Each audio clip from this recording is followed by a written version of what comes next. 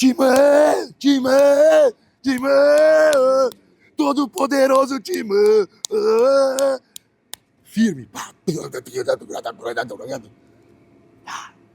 E aqui? É muito Corinthians, dá até arrepia, foda.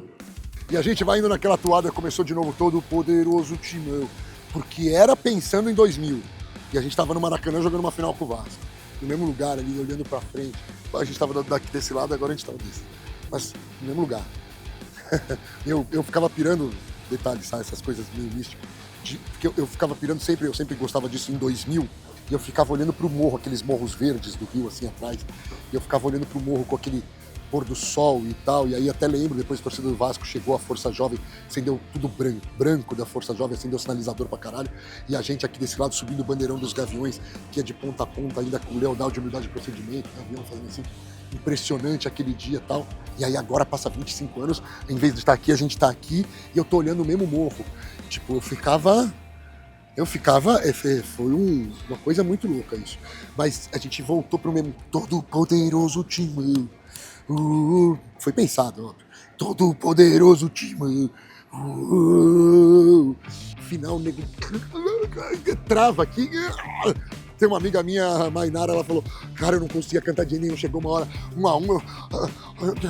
Não sai. É tenso. E eu tinha dito lá atrás que é da Corinthians e Vasco, porque eu vi uma entrevista do Pedrinho, mó sério, e os caras batendo no Pedrinho, e eu vi, olhei o time e eu falei: mano, Vasco vai chegar. Entendeu? Tipo, você sabe essas coisas meio de sensitivo? E eu peguei e falei, o Vasco vai chegar. E vai dar Corinthians e Vasco. Só que o Corinthians vai ser campeão, porque o Corinthians... Mas foi por isso, eu coloquei um monte de coisa, eu fiz um vídeo falando de tudo que ia acontecer. Não, eu vou falar uma coisa, Daniel.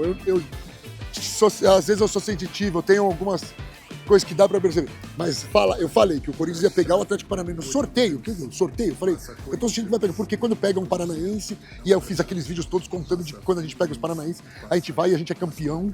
E não sei o quê, então vamos pegar o Atlético Paranaense, vai passar Corinthians, vai passar Cruzeiro, vai passar Fluminense, vai passar Vasco. Passou os 4, Corinthians vai passar do Cruzeiro, vai dar Corinthians e Vasco na final, e a final vai ser no Maracanã, e o Corinthians vai ser campeão, para vocês, geração, poderem ver uma final com as duas torcidas meio a meio que vocês não viram. Então você imagina em Brasília uma final, Corinthians e Flamengo. Só isso, aconteceu absolutamente tudo. Aquele vídeo, às vezes eu olho para ele e fico pensando, falo, que coisa de louco, cara. Absolutamente tudo. Então, acho que tem algumas coisas que estão no ar, que nem eu falava em 2012, que tinha chegado a hora, era o nosso título. Eu sabia. Pra provocar os amigos, eu gosto de encher o saco e tal, aí tinha, sei lá, parada gay. Aí eu costumava brincar, vocês estão aí falando, mas vocês acham o quê? Que a maioria dos gays torcem pra quem? É pro Corinthians. Certo? Aí a gente tá falando, sei lá, a gente tá aqui em Higienópolis, do lado do Pacaembu e tal, e aqui a elite, uma elite paulistana, torce pra quem? Corinthians. Mas e na periferia, e nas camadas mais inferiores da sociedade, que tem mais dificuldade? Também. E entre os católicos, e entre os evangélicos, e os judeus, e muçulmanos, e budistas, hinduístas, ateus, Corinthians. Então o Corinthians, ele tem essa coisa de... E por isso que todos nós crescemos, e você é atrás da câmera também, sabendo que você vai abraçar o cara que você nunca viu na arquibancada. O cara que pensa diferente de você, hoje em dia, que tudo muito mais polarizado, o cara que não sei o quê, é tudo uma grande mescla, porque é Corinthians. Então o Corinthians tem essa miscigenação que é uma característica do nosso povo brasileiro, né? E o Corinthians exacerba isso, parece ainda mais. Então talvez essa mistura toda e diferentes formas de pensamento nos tenham feito ser como nós somos, que é esse time que quando toma um gol canta mais. Todo corintiano já sabe disso desde pequeno, mas que a gente foi aperfeiçoando. Que o Ronaldo, quando chegou aqui, foi jogar e o Corinthians tomava gol, ele falou, pô, os caras gritam mais quando sai o gol. Eu acho que essa identidade do corintiano vem dessa mescla geral de sermos tudo. O corintiano sempre teve uma característica de dizer que a gente não tem estádio mesmo. Todos os estádios são nossos.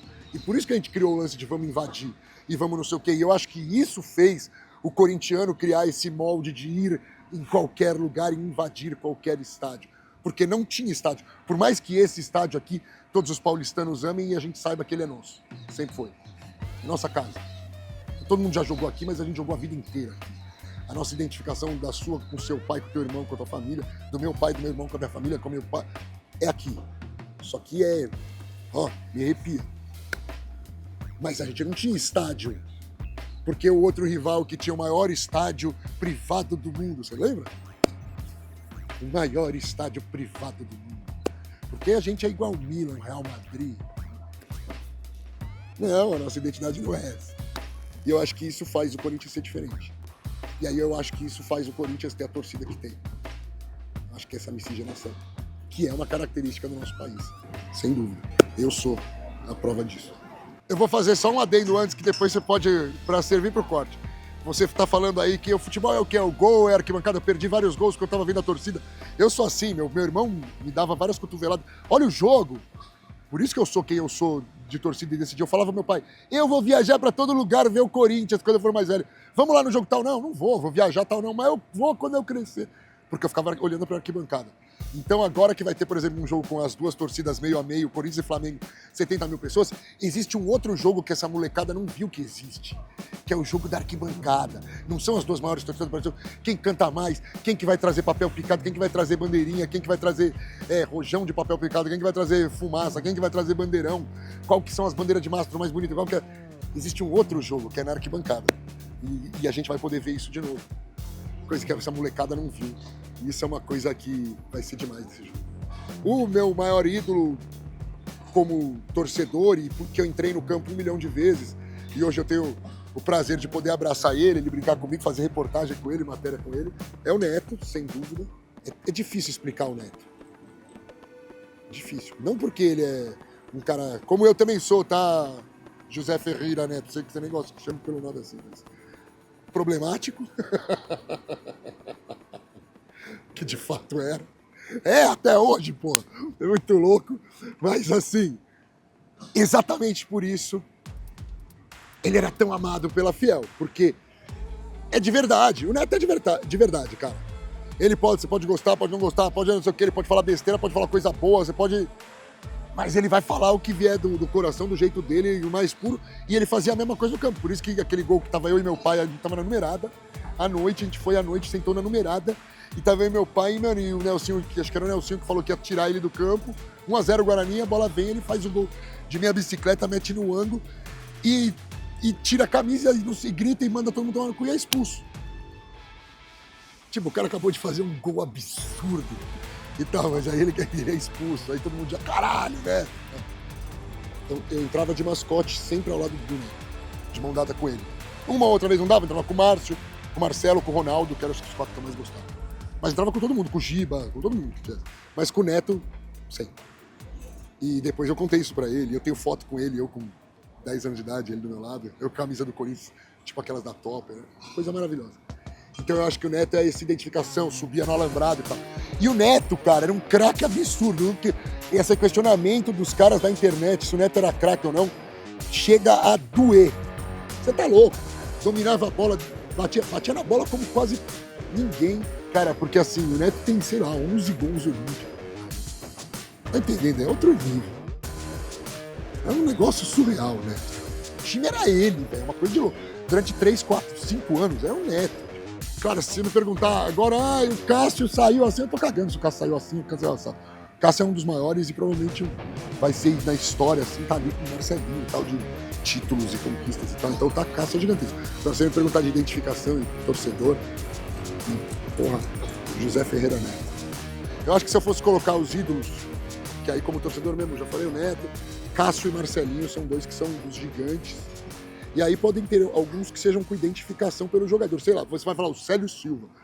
Porra, puta cara, o Marcelo ou o Márcio Bittencourt, que eu acabei de falar.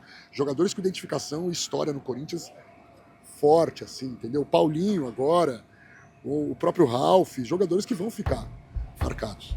Ronaldo, enfim. Ronaldo, tô dizendo Giovanelli.